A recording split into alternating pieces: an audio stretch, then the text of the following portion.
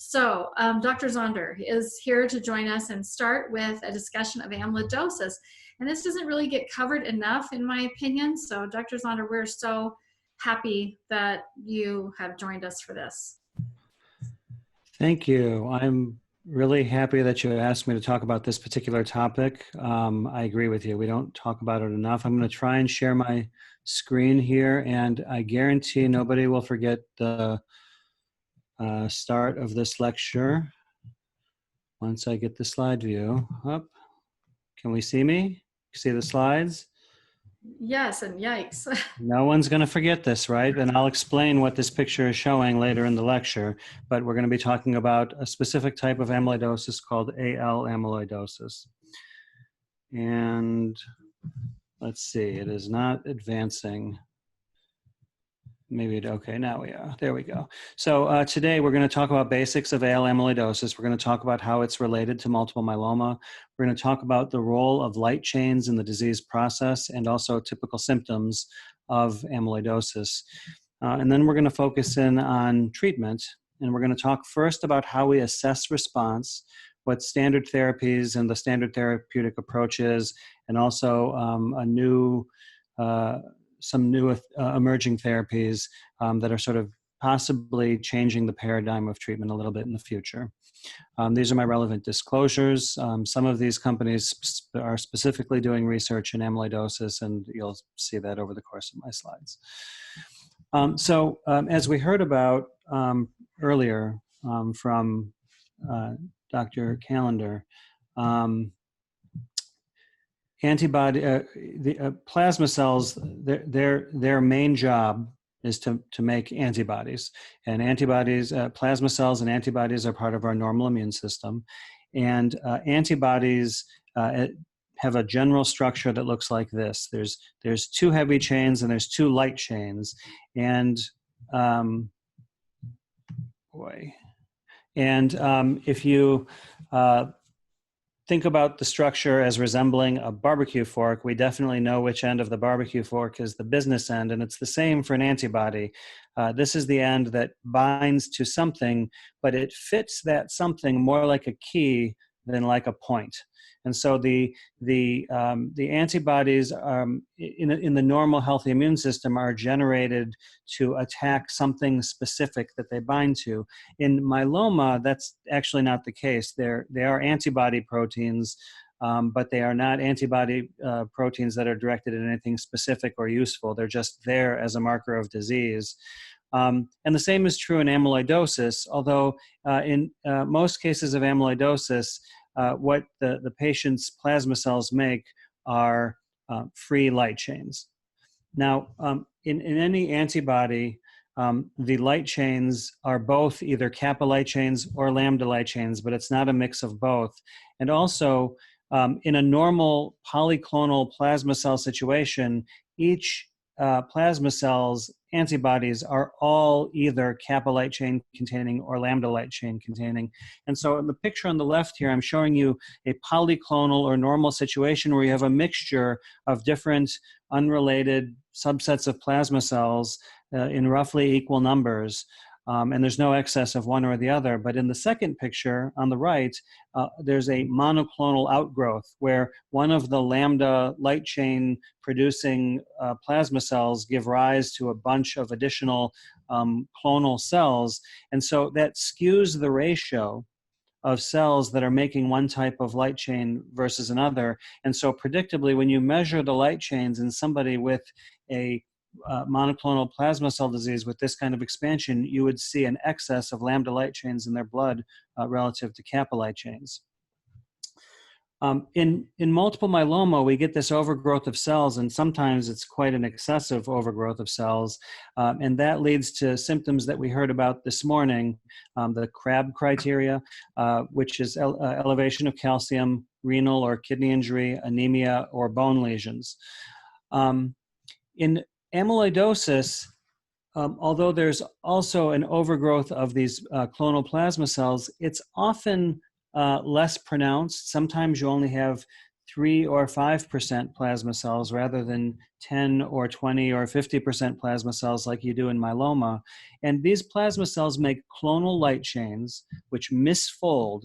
And when they start misfolding, they form toxic soluble clumps, and then eventually these clumps coalesce into strands, which we call fibrils, which deposit in organs throughout the body.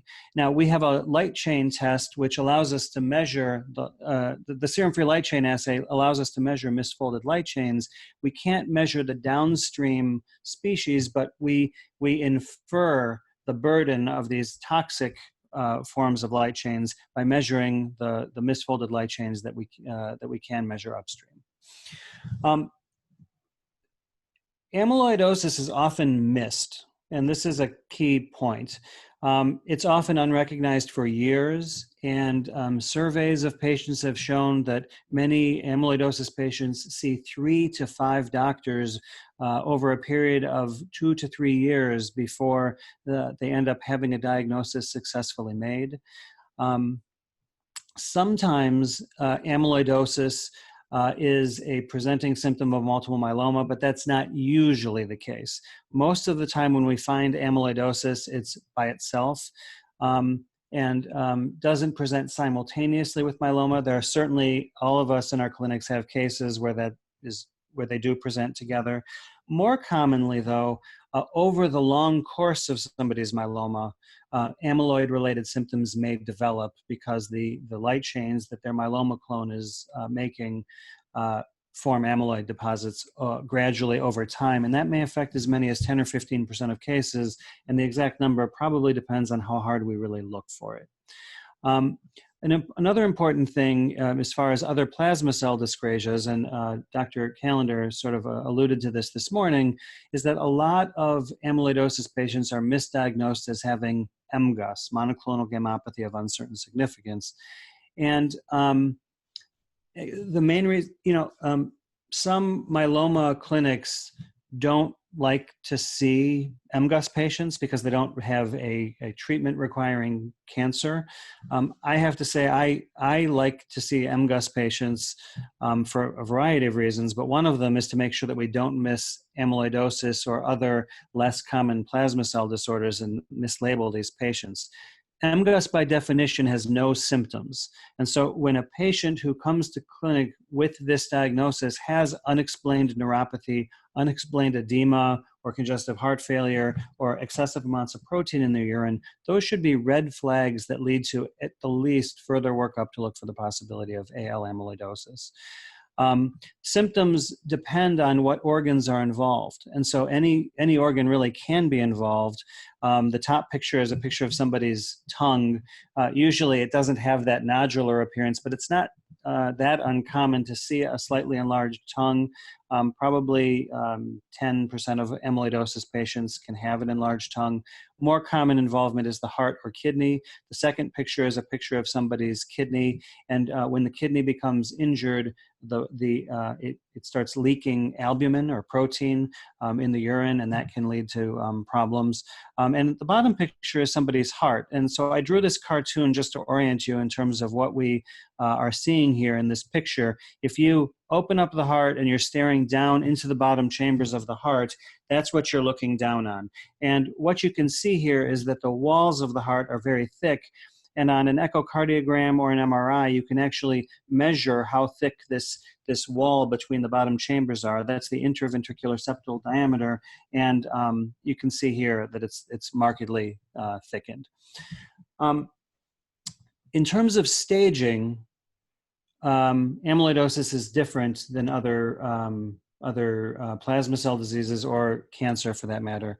What staging is across all these different diseases is really just a method of assessing prognosis at the time of diagnosis.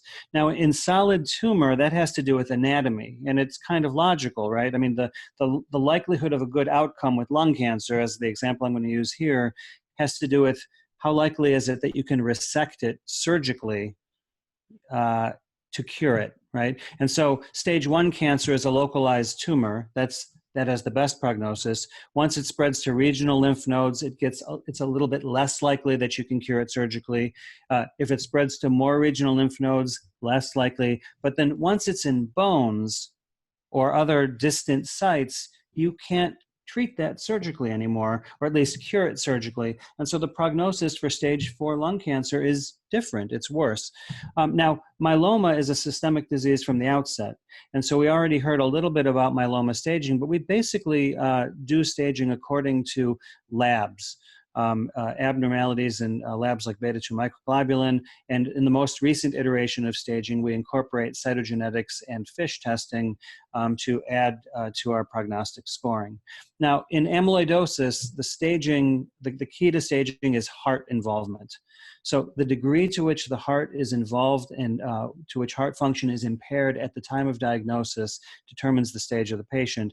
And we base this really on just a couple of labs, troponin, and you can use troponin I or troponin T, and then another test called NT-proBNP.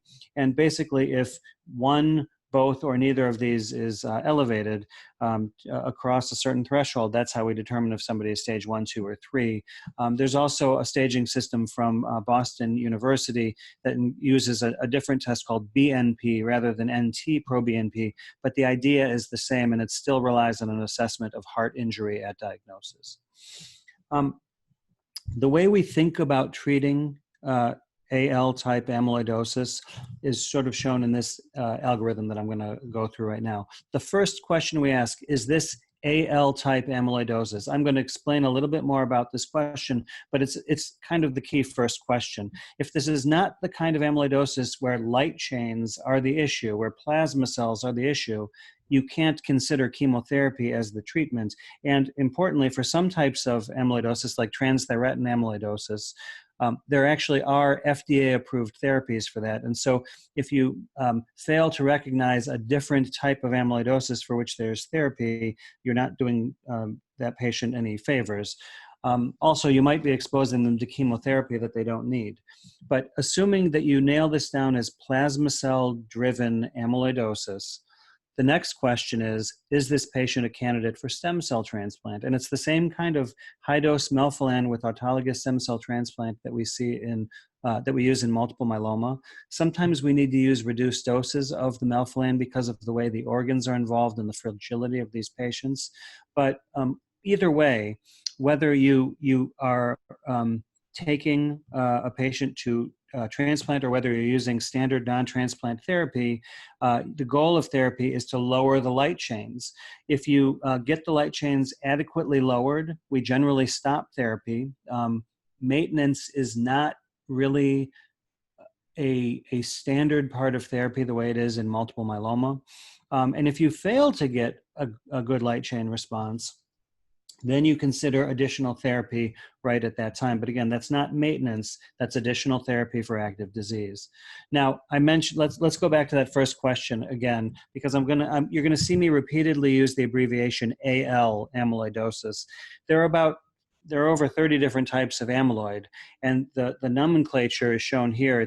It always starts as A for amyloid, and then some other letters or numbers or a combination of both to reflect the kind of protein that is turning into the protein deposits in the body tissues. And so AL amyloidosis is amyloid made out of light chains. There's another kind called AH amyloidosis, which is amyloid made out of heavy chains. That's also a plasma cell-driven disease. But most other types of amyloidosis are not the result of light chain or antibody type proteins. And so if it's not a disease of clonal plasma cells in the bone marrow, you would not use chemo. How do you distinguish between these? You know, we do biopsies of an organ or the bone marrow, or something called a fat pad aspirate, where we suck out a little bit of fatty tissue from under the skin in the abdomen. And we do a special stain called Congo red staining. Congo red staining, when you look at it under polarized light, looks fluorescent green or apple green. And that tells you that the patient has amyloidosis, but it doesn't tell you the type. So you have to do another step of testing, and a commonly used one is called mass spectrometry. And what this basically does is it's sort of molecularly characterizing the Congo red deposit on the biopsy, and it allows us to distinguish between the different types of amyloidosis. So key important first step is making sure when somebody is diagnosed with amyloidosis that it's really AL type. I can't emphasize that enough. Particularly important point is that both MGUS and myeloma, but also one type of non-AL amyloidosis called transthyretin or ATTR amyloidosis, those are all more common in African American people, particularly older African American people. And so it's a common mistake to assume that an African American patient diagnosed with a monoclonal protein and amyloidosis has AL amyloidosis, but in fact, they may have MGUS and ATTR amyloidosis. If what I'm saying right now is confusing and you can't hear me over the lawnmower in my backyard right now, we can address it further in the question session at the end. Let's focus in on AL amyloidosis patients AL amyloidosis treatment once you've secured that diagnosis. This is a table of agents we use, and if you look at the general categories across the top, you'll see that these are agents that we use to treat multiple myeloma, and a lot of these are we borrow therapy from other plasma cell dyscrasias, other treating plasma cell cancer to treat this plasma cell disorder amyloidosis. And so, for instance, a common regimen, CyBorD, that we use in myeloma, but that we also use in amyloidosis, is really just pulling agents from different columns and combining them into a regimen that is useful in targeting the plasma cells that make the abnormal light chains. Our goals of therapy are a rapid, deep, sustained suppression of the amyloid-forming light chains. And we do that by attacking the cells that make those light chains. So our first goal is to get those light chains down so you stop making amyloid. But the other important thing to remember is because the diagnosis is typically made after there's been organ damage, that you're going to need to recruit the help of experts in different fields of medicine to help manage. The equation that I'm showing here, it's a picture of the heart, which because the heart function can be impaired, and the kidneys, because you can leak protein and have fluid redistribution in your body, and then nerve involvement, because it can, not only can you get the sensory neuropathy that we're used to seeing in myeloma patients who've had certain therapies, but you also get autonomic neuropathy, which affects your body's control of blood pressure. All of these things together can add up to really severe and difficult to manage problems with blood pressure. And so it's essential really to have the expertise of people in each of these areas of medicine. So how do we measure response in amyloidosis? It's a little bit different than in multiple myeloma. We have the same response categories, but we use different criteria to put patients into those categories. So the first important concept to understand is a measurement of something called the difference in the free light chains, and that's abbreviated DFLC here. So remember, I told you have two different kinds of light chains. One is the involved light chain, the light chain that's turning into amyloid. In that cartoon I showed you before, it was a population of lambda producing cells. So the lambda light chain was the involved free light chain, and the kappa free light chain was the other normal free light chain. And so you can measure the levels of each in the blood, and the difference between them is the difference between the free light chains, DFLC. With treatment, if you knock that down by 50%, the difference between the bad light chain and the good light chain, we call that a partial response. If you knock it down even further and the difference between the bad light chains and the good light chains is 4 milligrams per deciliter or less, we call that a very good partial response. Now in myeloma, remember, that's a 90% reduction in your M protein. So it's you're measuring something slightly different. Now, if you manage to normalize the free light chains and completely suppress the presence of clonal plasma cells in the bone marrow. We call that a complete response. And generally speaking, in amyloidosis, we're happy if we get to a very good partial response or better, because by that point, you've sort of shut down light chain production to the point that you're forming less amyloid deposits at that point. Now, in addition to measuring blood response or hematologic response, we also measure organ response, and that lags behind blood response, often by months or even sometimes a year or more. We measure that NT-proBNP blood test, and we also assess the echocardiogram for changes when we're assessing how the heart's responded. With the liver, we can use ultrasound, but more importantly, we use alkaline phosphatase measurements. And for the kidneys, we're measuring the amount of protein in the urine and sometimes just the filtration function of the kidney. These are sometimes not as easy to apply as you'd think, because the results of certain tests like the NT-proBNP or the amount of protein in the urine can fluctuate a lot over time for various reasons. And so you really have to ultimately rely on general trends rather than any one specific time point measurement. Now, let's talk about therapy. Let's give a few examples of specific therapy before we move on to sort of newer agents. So CyBorD is a regimen that I mentioned before. I gave you the example of what constituted CyBorD. And this regimen actually has mostly been studied in amyloidosis as case series. It started being used heavily after a very small series from Mayo Clinic. Just 17 patients showed very high response rates, but a subsequent larger series from the European Union involving about 200 patients showed that roughly 2/3 of patients responded, meaning had at least a 50% reduction in the difference between the free light chains, but only about 40% of the patients, 43%, achieved that deeper response that we were happy with. That's actually very similar to what we saw in one of the few randomized studies that's been done comparing a similar regimen, melphalan, Velcade, and dexamethasone. Melphalan's another drug in the same column as Cytoxan. And what we see here, again, about 3/4 of patients responded to this 3-drug combo, and about half of the patients had that deeper response. So like in myeloma, 3 drugs does seem to be better than 2 drugs, especially when you add an active drug like bortezomib.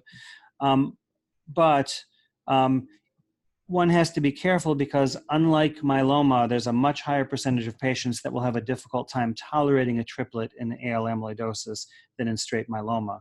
One disappointing thing about this trial, though, is if you look at this survival curve, even though there was a slight improvement in survival favoring the triplet, it wasn't statistically significant. And importantly, the survival over the course of that first year is really superimposable. And that's where the majority of the mortality happens. Remember, I told you that the degree of heart involvement at outset is what determines prognosis. And so patients during that first year particularly may be prone to fatal cardiac complications of their amyloidosis while we're trying to get the disease under control. So current standard non-transplant induction therapy induces that VGPR type of response or better in only about half of patients. So what can we do to improve on that? The first thing is we could try adding newer agents. We have heard and will hear that in myeloma, adding antibodies to standard regimens can make them much more effective. We're very excited to see the readout of a study comparing CyBorD with or without daratumumab. And in this particular study, it was subcutaneous daratumumab. We don't have the readout of it yet, but we did have a safety run-in phase where 25 patients got this experimental regimen. And the results looked pretty interesting. There were very few infusion reactions to the daratumumab. Most of the common side effects that we saw were actually the ones that the patients were already experiencing related to their amyloidosis, although it's very hard to rule out how chemotherapy added to, it certainly could have contributed to diarrhea or nausea or anemia. But the hematologic response rate was very high, over 90%, and over 3/4 of patients had that deeper response. So this is encouraging, and hopefully the randomized study will hold up and look more like this. And if it does, it probably will move the field forward by making the addition of antibodies to standard chemotherapy the usual course of treatment. Now, in relapsed amyloidosis, we still continue to use myeloma-type drugs. IMiDs are more commonly used in relapse setting than up front. Cardiac tolerance can sometimes be a challenge, and with lenalidomide in particular, you need to use lower doses than you do in multiple myeloma. Ninlero or Exasamib was recently studied against standard of care, and the trial disappointingly was read as negative, but it has to do with the fact that not all of the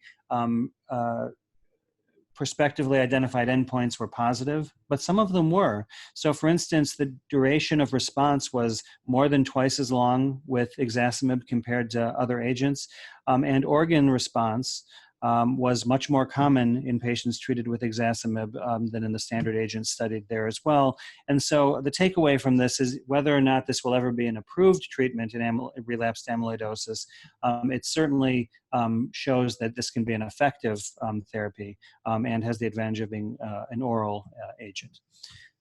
Daratumumab by itself has been studied. There have been several case series in relapsed amyloidosis. We were co-authors on one with the Cleveland Clinic, which showed very high single-agent response rates, higher than myeloma. Again, relapsed myeloma patients treated with Dara have about a 30-35% response rate, and the response rates are routinely 65% or higher.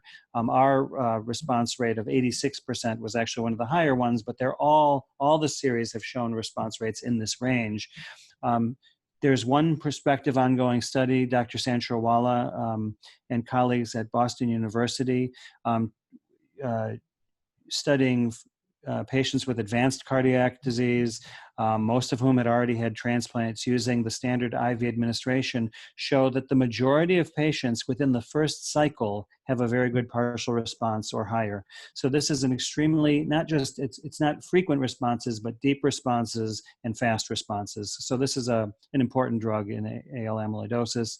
In addition to the trial that I just showed you with CyBorD randomization, isatuximab, which is also called Sarclisa, has been studied in a phase 2 study through the Southwest Oncology Group, and those results will be reported. And then we're doing a study using a different myeloma regimen, lenalidomide, dexamethasone, and elotuzumab, which is a two-part study with a planned safety and efficacy analysis after the first 10 patients.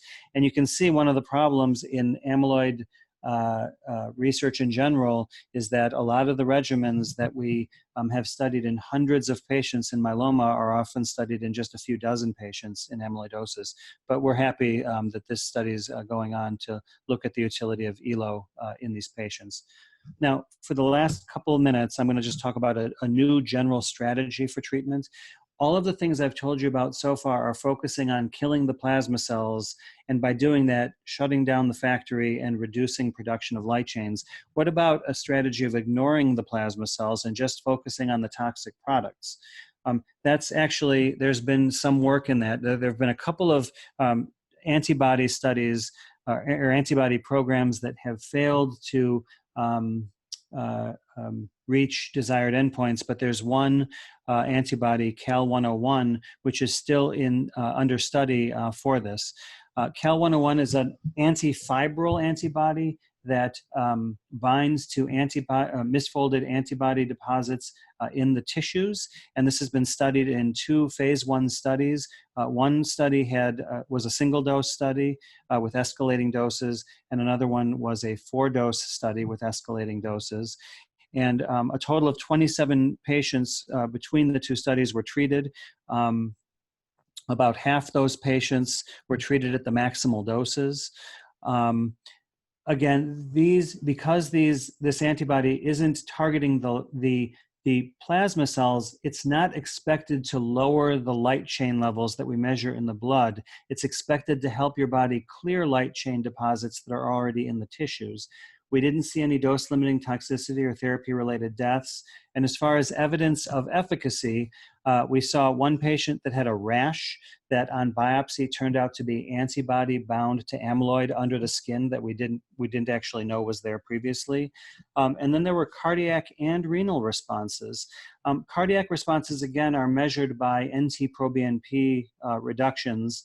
And as I said, those are tricky to interpret, and I'm always a little bit skeptical of small numbers, small studies with small numbers of patients, and I don't want to make too much or too little of this, but I do want to highlight that there's been a little bit of additional cardiac work done with this antibody that I think is kind of tantalizing, and I like showing this data because A, it's interesting, and B, because one of our former fellows who's now in New York presented this data, and it makes me happy to see this work out there. Going back to the picture of the heart, again, remember I showed you the picture of us looking straight down on the bottom chambers. Those are called the ventricles. Now, picture if you superimposed a graph on the left ventricle. This is the main pump of the heart. And then look upward at that from where the arrow is in this drawing. If you were looking at this picture from that view, this is what you would see from that chamber. So the red part in the middle is the bottom, it's the tip of the heart, and then the base of the heart is out at the edges of this circle. And what you can see here is different colors and different numbers in each of the regions. What this is called strain mapping, and what it's really measuring is the way each segment of the heart is deforming and moving and twisting and shortening as the heart beats. And you can quantify all those different kinds of motion, and the more negative the number, the more normal it is. And so what you see here is that in the middle, by the tip of the heart, you have relatively normal numbers, that red area, but out by the edges, those numbers get a lot less negative and the color gets a lot less light. And this is a typical pattern where this basilar part of the heart is impacted more heavily by amyloidosis. And some people refer to this pattern as a cherry on top, like you're looking at an ice cream sundae from the top down. So you have preserved function at the tip of the heart, but you have impaired function lower in the heart. And the group that was studying Cal 101 actually looked at this strain pattern, this functional pattern over time after treatment with this antibody. And so what they saw here is amongst the patients who got treated with this antibody, who had baseline heart involvement, you had a measurement of the global strain at the start of therapy and 3 months later. And what you can see here is every line here, except for one, tends to go downward, tends to become more negative, which means there seems to be some improvement in strain in almost all patients. Okay, and what I'm not showing you is a similar graph of the patients on the study who didn't have heart involvement at diagnosis, and their strain patterns are flat rather than sloping downward. So you have this differential effect on strain where you get improvement in the patients that have heart involvement at the outset. And so to me, this suggests that this antibody is in fact doing something that results in heart function becoming slightly more normal over the course of therapy. We'll find out more about this as it goes on, but I think we're really excited about this idea of treating the toxic proteins, cleaning those up, and either in combination with therapy that targets the plasma cells, or in some cases maybe instead of. So to conclude, amyloidosis, AL amyloidosis, is a clonal plasma cell disease. The symptoms that we see are due to toxic light chains in which organs become involved.